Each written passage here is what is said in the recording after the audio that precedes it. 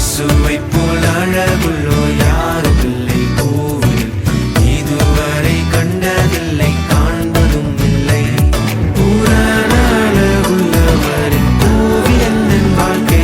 Prayer warriors ministry இன்றைய வாக்குத்தத்தம் மத்தேயு அதிகாரம் 6 இறைவார்த்தை 7.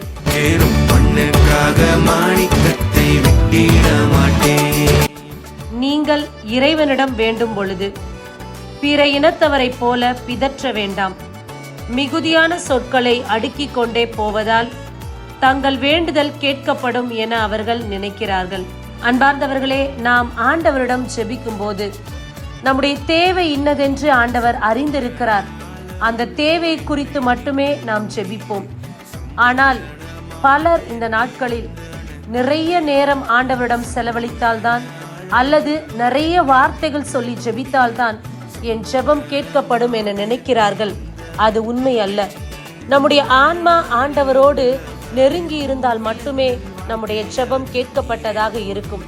அதே சமயத்தில் இறை வார்த்தையை என்னுடைய வாழ்வில் நான் வாழ்வாதாரமாக கொண்டிருந்தால் மட்டுமே என்னுடைய ஜெபம் ஆண்டவருக்கு பிரியமானதாக இருக்கும். முதலாவதாக என்னுடைய வார்த்தைகள் ஆண்டவரிடம் தொடர்புள்ளதா இருப்பதை விட என்னுடைய ஆன்மா ஆண்டவரோடு தொடர்புடையதாக இருக்க வேண்டும். அப்போது என் இதயத்தின் விருப்பத்தை ஆண்டவர் தயவாய் அருள் செய்வார். இறைவனை மட்டும் நம்பி வாழ்வோம். அவர் பாதையில் நடப்போம். ஆமேன். God bless you.